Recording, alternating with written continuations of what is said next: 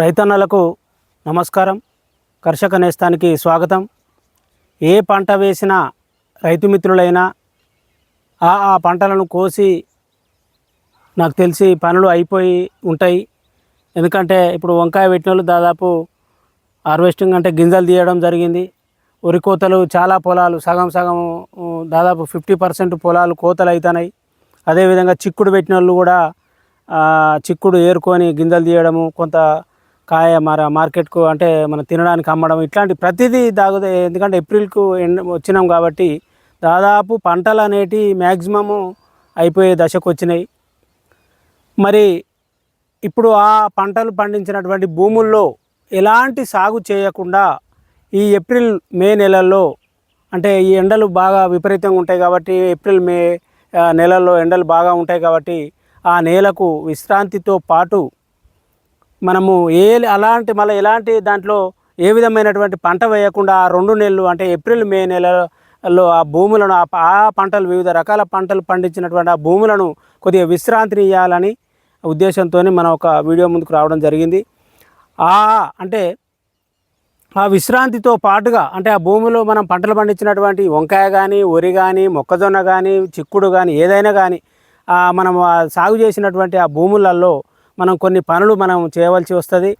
ఇప్పుడు ఒకవేళ వరి పెట్టినాం అనుకో, ఆ వరి పెట్టినటువంటి ఆ కోత కోసినాక వరి కోయ కాలాన్ని మొత్తం మనము కల్టివేటర్తో దున్ని దాని ఒక 23 సార్లు ఒక కల్టివేటర్తో దున్ని కనుక ఆ పొలాన్ని కనుక బాగా ఎండనిస్తే ఈ 2 నెలలలో ఏప్రిల్ మే నెలలో కనుక ఎండనిస్తే దాంట్లో ఉన్నటువంటి బ్యాక్టీరియా నశించి అది మనకు నెక్స్ట్ పెట్టే పంటకు భూమి ఎండుతుంది కాబట్టి దాంట్లో సిలికాన్ ఉత్పత్తి అయ్యి మనకు ఏ పంట వేసినా కూడా అమోఘమైనటువంటి పంటను మనం దాని నుంచి పొందొచ్చు.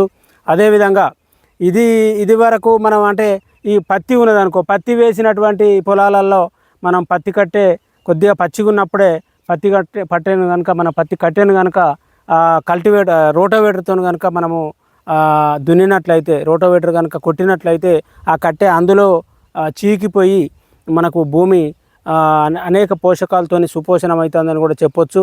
అదేవిధంగా ఇప్పుడు వంకాయలో ఉన్నాము. ఈ వంకాయ కూడా దాదాపు స్టేజ్ అయిపోయింది. ఏరిండ్రు 2-3 సార్లు ఏరిండ్రు, దీని నుంచి గింజలు తీసిండ్రు. ఇక కొద్దిగా గ్రీనిష్ ఉన్నది కాబట్టి దీన్ని కూడా ఇట్లాంటి పొలాలను కూడా ఇక నాకు తెలిసి ఇందులో వెళ్ళాయి, ఇక గింజలు వెళ్ళాయి, కాయలు ఉన్నాయి, ఏం లేదు. ఇప్పుడు దాదాపు ఒక 7-8 ఎకరాల ఇది వంకాయ. దీన్ని కూడా మనము ఇదే దశ లోపల ఈ పచ్చిగా ఉన్నప్పుడే, ఆకులు ఉన్నప్పుడే కనుక మనం ఈ వంకాయను కూడా రోటోవేటర్తో కనుక కొట్టినట్లయితే చాలా అద్భుతమైనటువంటి ఫలితాలను మనం మళ్ళీ నెక్స్ట్ పంటలో తీసుకోవచ్చు. అయితే మనం ఒకవేళ దీని గురించి ఒక ముఖ్యమైన విషయం మాట్లాడుకోవాలి. ఎందుకంటే ఈ వంకాయ పెట్టినటువంటి పొలం లోపల ఈ నేల లోపల కనుక ఛాలెంజ్గా మనం చెప్పొచ్చు, వరి పంటను కనుక వేస్తే అమోఘమైనటువంటి రికార్డు సాధించవచ్చు. మనం 55 బస్తాలు అంటాం, 50 బస్తాలు అంటాం, 35 క్వింటాలు అంటాం. అట్లా కాదు, 35 కాదు, 40 క్వింటాల కూడా మనము ఈ వంకాయ వేసినటువంటి ఈ పొలం లోపల, ఈ మళ్ళ లోపల, ఈ నేల లోపల కనుక నెక్స్ట్ మనం ఖరీఫ్లో కనుక మనము వరి కనుక పెట్టినట్లయితే అద్భుతమైనటువంటి ఫలితాలను మనం తీసుకోవచ్చు. ఒక్క వంకాయ అడుగే వరి పెట్టాలని కాదు, అదేవిధంగా వరి అడుగు కూడా మనము పంట మారవాలనే ఉద్దేశంతో కనుక మొక్కజొన్నలు కనుక పెట్టినట్లయితే దాంట్లో కూడా మనము కనీవిని ఎరగనటువంటి ఫలితాలను పొందొచ్చు. అదేవిధంగా మనము మొక్కజొన్న వేసినటువంటి చిలకలో కూడా ఆ పొలంలో కూడా మనము కల్టివేటర్తో కనుక దాన్ని దుక్కి చేసి నెక్స్ట్ మనం మళ్ళీ ఖరీఫ్లో కానీ రబీలో కానీ దాంట్లో పొలం పెట్టినట్లయితే, వరి పెట్టినట్లయితే నీకు చూడండి ఒకసారి ఎవరికి వారు మనం ప్రయోగాలు చేసుకొని కనుక ఈ అద్భుత ఫలితాలను పొందాలనే ఉద్దేశంతో మనము మాట్లాడుకోవడం జరుగుతుంది. అయితే మనము ఈ విశ్రాంతి ఎందుకు ఇవ్వాలి, ఇప్పుడు దీన్ని ఎందుకు కల్టివేట్ చేయాలి అనేది మాట్లాడుకున్నప్పుడు ఏంటంటే ఏ పంట వేసినా కూడా ఆ పంటలో ఉన్నటువంటి మనము వాటి కింద ఉన్నటువంటి అవశేషాలు కానీ, బ్యాక్టీరియా కానీ, అదేవిధంగా పురుగులు కానీ మనం దున్నినాక ఆ కింది మీద అయ్యి భూమి అంతా కల్టివేట్ అయ్యి ఆ ఎండ వేడిమికి అది ఆ పురుగులు కానీ, ఆ బ్యాక్టీరియా కానీ చనిపోయి ఇప్పుడు మనం వంకాయలో ఉన్నాం. వంకాయ ఏంటంటే వంకాయ మళ్ళా సేమ్ వంకాయ పెట్టినట్టయితే అది ఆ పురుగులకు తట్టుకోలేకుండా, ఏ పంట అయినా కూడా తట్టుకోలేకుండా పోతుంది. కాబట్టి ఏంటంటే పంట మారవాలి, ఒకటి తప్పకుండా పంట మారవాలి, ఈ భూమిని సుపోషణం చేయాలనే అది బాగా కాన్సెప్టు. మనం ప్రతి మిత్రుడు గమనించాలి. ఇది ఈ సుపోషణం చేసే ఆలోచన లోపల ఇంకొక పని కూడా చేయాలి. తప్పకుండా జీలుగులు జనుములు అలకండి. అంటే దుక్కిపెట్టుడుతో పాటుగా దాంట్లో మనము ఒకవేళ వరి పెట్టే ఆలోచన ఉన్న వాళ్ళు ఏం చేయాలంటే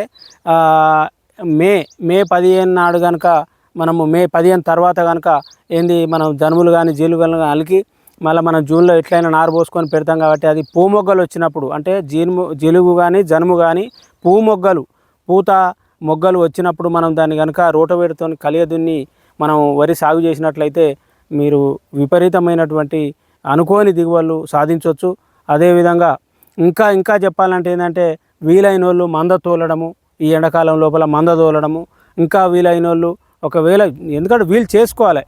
రాగడి ఉన్న కాడ రాగడి కొనుక్కొచ్చినా పర్వాలేదు. అది మన పశువుల పేడ కానీ, గొర్రెల పేడ కానీ, మేకల పేడ కానీ, కోళ్ళ ఎరువు కానీ ఎకరానికి కనీసం ఒక 2 డబ్బాలన్న ట్రాక్టర్ డబ్బాలు కనుక పోసి మనం భూములను సుపోషణం చేస్తేనే తప్ప ఈ పంటలు మనుగడ సాధించలేము. పెట్టిందంటే పెట్టడము, ప్రతి పంటను అట్లే సాగు చేయడము, వరి అంటే వరి అదే పెట్టడం వల్ల కూడా మనము రైతు మిత్రులు నష్టపోతారు. కాబట్టి ఏంటంటే భూమిని సుపోషణం చేయండి, ఎండ దుక్కులు చేయండి అనేటటువంటి కాన్సెప్ట్తోని తీసినటువంటి వీడియో అని ముగిస్తున్నాను.